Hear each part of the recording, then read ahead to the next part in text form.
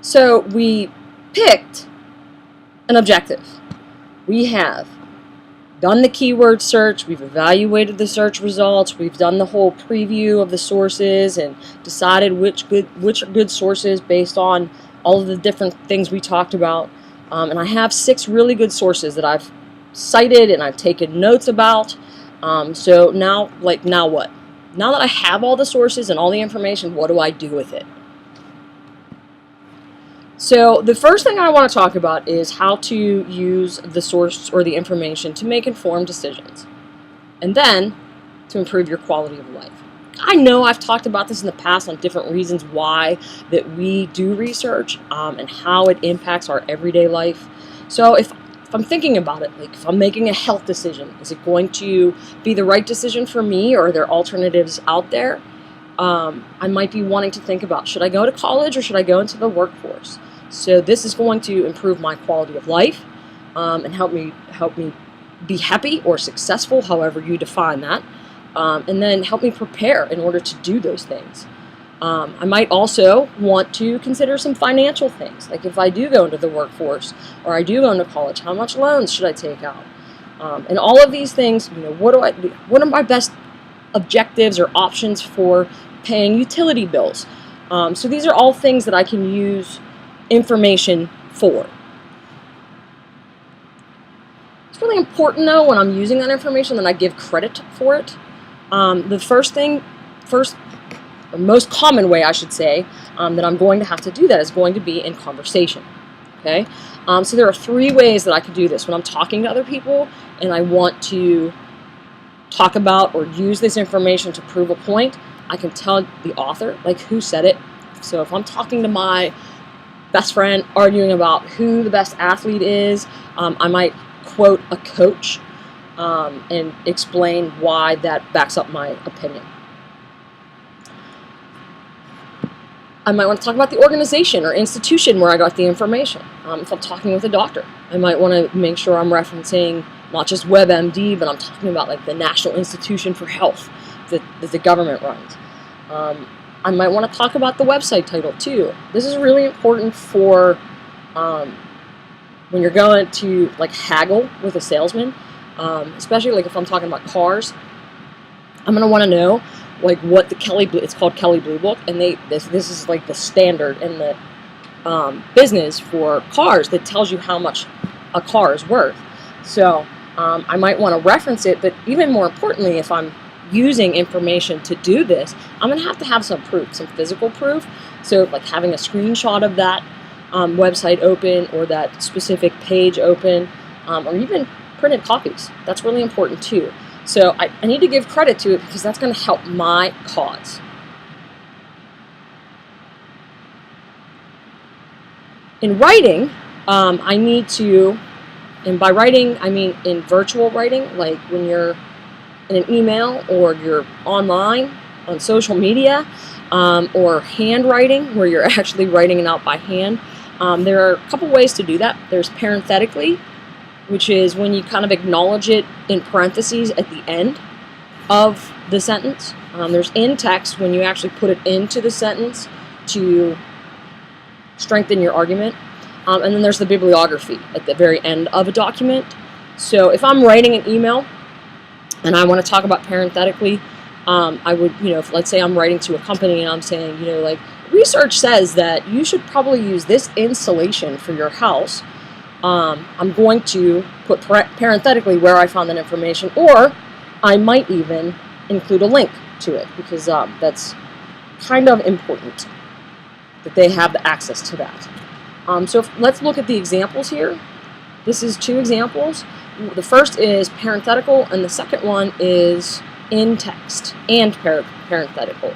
So independent research shows that coming on time to Miss Rice's class, quote, directly impacts academic success.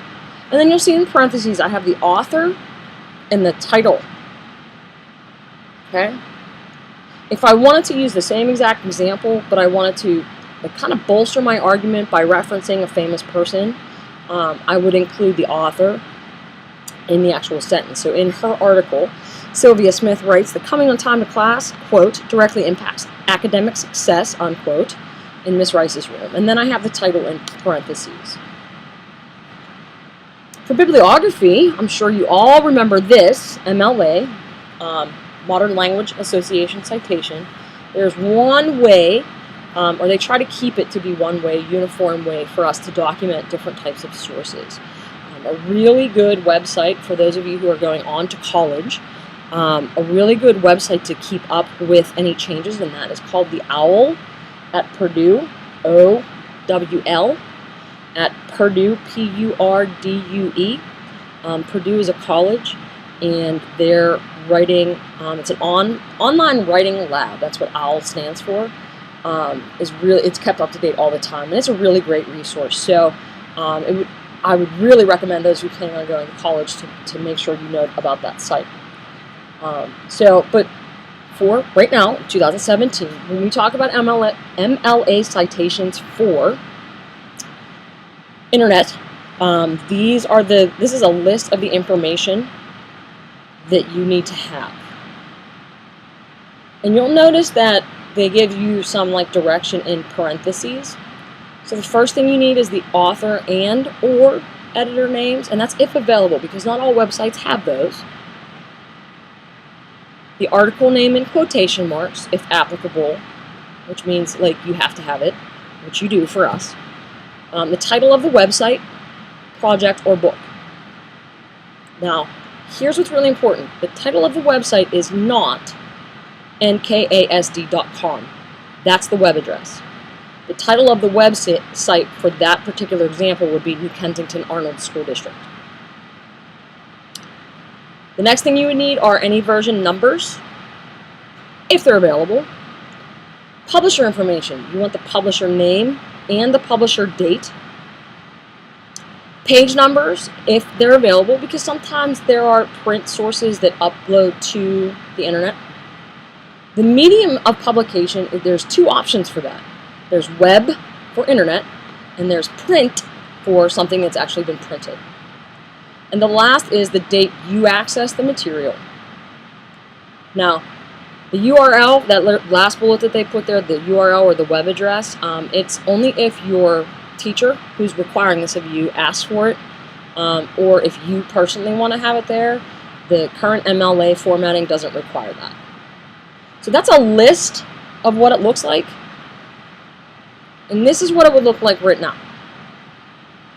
So last name of author, first name, title of the article, title of the website, version number, publisher name, publication date or date of last update, page numbers, web, you'll see I put in green because we're only using internet sources, and then date you access this site. So a couple of things I want you to notice is, one, the first line is out farther than the rest. It's called a hanging indent, and that's the format that they use, so it's important that we indent second, third, fourth, any line after the first. You will also notice the punctuation, that there is a period after the author, that there are quotation marks around the title of the article, that the title of the website is underlined, that there are periods separating each piece of information. That's really important because that indicates that you understand that I'm moving from the website name to the publisher name.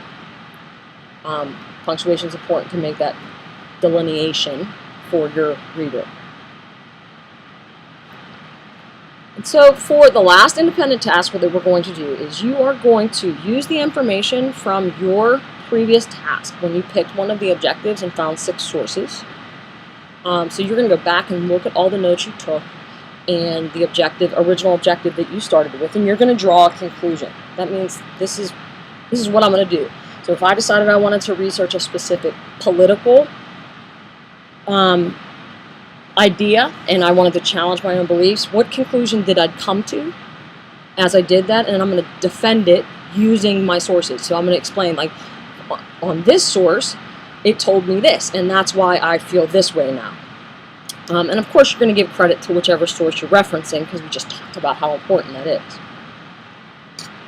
Now, there's a bunch of different ways that we are going to allow you to choose to show this to us. Okay? You can do a speech, and that can be live or recorded, and we just show it in class. You can write a letter or an email to someone you think needs to hear it, and you're going to actually send it. You can have a conversational debate with someone who researched the opposite of you, and again, that can be live or recorded. Either way, it's going to be shown in class. You can come up with a personal plan of action that you set up and share with us so we know what steps you're going to be taking to make changes.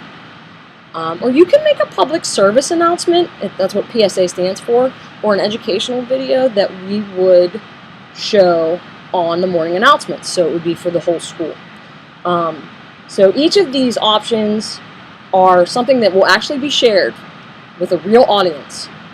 So it's important that you are following the evidence, like you're using your evidence and you're giving credit for it, and you're making sure that you are well spoken and you're very deliberate in what words you choose.